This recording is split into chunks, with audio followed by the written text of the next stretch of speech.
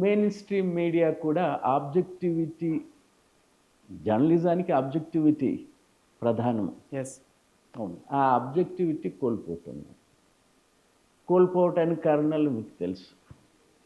ఆబ్జెక్టివిటీని విడిపోయాయి. Yes, media విడిపోయింది. Media పార్టీల పరంగా మీడియా విడిపోయింది. విడిపోయింది.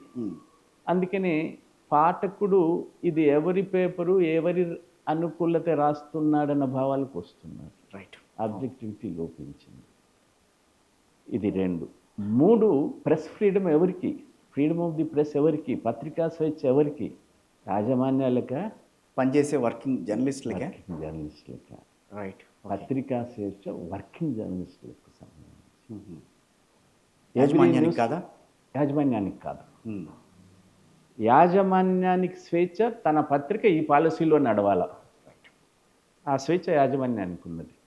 ఎడిటోరియల్ పాలసీ ఎలా ఉండాలా అనేది యాజమాన్యాలు నిర్ణయించవచ్చు. ఎడిటోరియల్ పాలసీ ప్రకారంగా అవాస్తవాలను వాస్తవాలు రాయాలా, మనకు నచ్చదు కాబట్టి, మన పాలసీ కాదు కాబట్టి వక్రీకరించాలా అంటే చల్లదు. Okay.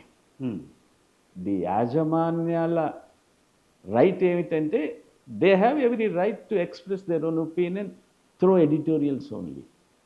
You can't distort A news. You can't distort A news. వాస్తవాన్ని అవాస్తవాన్ని రాయలేరు. వేయకుంటే వేయకపోవచ్చు, కానీ వాస్తవాన్ని అవాస్తవాన్ని ఎట్లా చెప్తారు?